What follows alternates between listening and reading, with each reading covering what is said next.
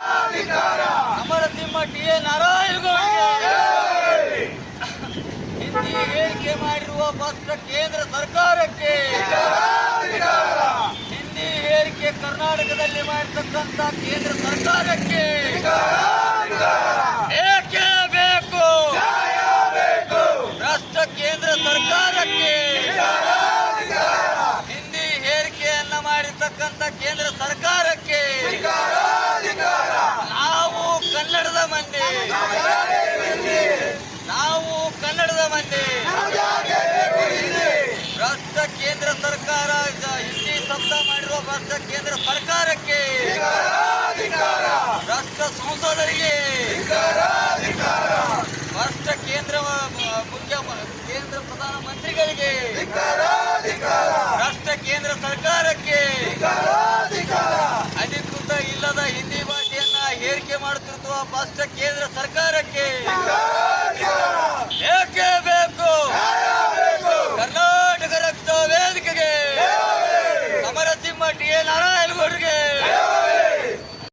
ಎಲ್ಲ ಕಾರ್ಯಕರ್ತರು ಇವತ್ತಿನ ದಿನ ಹೋರಾಟದ ಉದ್ದೇಶ ಏನಪ್ಪಾ ಅಂದ್ರೆ, ಸೆಪ್ಟೆಂಬರ್ 14ರಂದು 14ನೇ ತಾರೀಕು ಪ್ರತಿ ವರ್ಷ ಕೂಡ ಏನು ನಮ್ಮ ಹಿಂದಿ ಸಪ್ತಾಹ ಅನ್ನುವಂಥ ಒಂದು ಕೇಂದ್ರ ಸರ್ಕಾರ ಹಿಂದಿ ಯಾವುದೇ ಭಾಷೆಗೆ, ಹಿಂದಿ ಸುಮಾರು 22 ಭಾಷೆಗಳಿವೆ.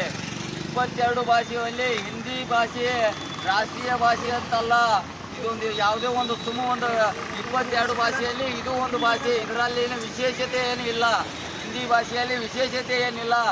ಸುಮ್ಕೆ ಕೇಂದ್ರ ಸರ್ಕಾರದವರು ತಮಗೆ ಕನ್ನಡ ಮಾತನಾಡಲು ಬರದಿದ್ದ ಕಾರಣಕ್ಕಾಗಿ ಈ ಹಿಂದಿ ಸಪ್ತಾಹ ಮತ್ತು ಹಿಂದಿ ದಿವಸ ಸತ್ಯಾಕಿಸಿಂದ ಏನು ಇದನ್ನು ಮಾಡ್ಯಾರ. ಅದಕ್ಕೆ ನಮ್ಮ ಸನ್ಮಾನ್ಯ ಶ್ರೀ ಟಿ.ಎ. ನಾರಾಯಣಗೌಡರು ರಾಜ್ಯಾದ್ಯಂತ ಸುಮಾರು 25 ವರ್ಷಗಳ ಕಾಲ ನಿರಂತರ ಹಿಂದಿ ಅಧಿಕೃತವಾದಂಥ, ಸಂವಿಧಾನದಲ್ಲಿ ಅಧಿಕೃತವಾದಂಥ ಹಿಂದಿ ಭಾಷೆ ರಾಷ್ಟ್ರ ಭಾಷೆ ಅಲ್ಲ. ಮತ್ತು ಸರ್ಕಾರದ ಯಾವುದೇ ಸರ್ಕಾರದಿಂದ ಕೂಡ ಹಿಂದಿ ಭಾಷೆಯನ್ನ ಸಪ್ತಾಹ ಮಾಡಿ ಅಂತ ಹೇಳಿಕೆಸಿಂದ ಯಾವುದೇ ರೀತಿಯ ಆದೇಶವಿಲ್ಲ. ಈ ಕೇಂದ್ರ ಸರ್ಕಾರದ ಸಂಸದರು, ಸಚಿವರು, ಪ್ರಧಾನಿಗಳು ಇವರು ಕುಮ್ಮಕ್ಕಿನಿಂದ ಇದು ಕರ್ನಾಟಕದಲ್ಲಿ ಇದನ್ನ ಹಿಂದಿ ಹೇರಿಕೆಯನ್ನ ಮಾಡುತ್ತಿರುವುದನ್ನು ಇವತ್ತು ಖಂಡಿಸಿ ಕರ್ನಾಟಕ ರಕ್ಷಣಾ ವೇದಿಕೆ ಕಪ್ಪು ಬಾವುಟ ಪ್ರದರ್ಶನ ಮಾಡಿ ನಿಮ್ಗೆ ಎಚ್ಚರಿಕೆ. ನಮ್ಮ ದುಡ್ಡು, ನಮ್ಮ ತೆರಿಗೆ ಹಣದಲ್ಲಿ ಅವ್ಯಾವ ರಾಜ್ಯಗಳಿದಾವು, 22 ಭಾಷೆಗಳದು, ತಮಿಳದು, ತೆಲುಗು ಅದಾವು, ಮಲಯಾಳಂ ಅದಾವು, ಅವರವರು ರಾಜ್ಯದ ಒಂದೊಂದು ಭಾಷೆಗಳದಾವು. ಅವ್ರೆಲ್ಲರಿಗೆ ಧಕ್ಕೆ ತರುವಂಥ ಕೆಲಸ ಕೇಂದ್ರ ಸರ್ಕಾರ ಯಾವುದೇ ಅಧಿಕೃತ ಹಿಂದಿ ರಾಷ್ಟ್ರ ಭಾಷೆ ಕೇಸಿಂದ ಸಂವಿಧಾನದಲ್ಲಿ ಇಲ್ಲ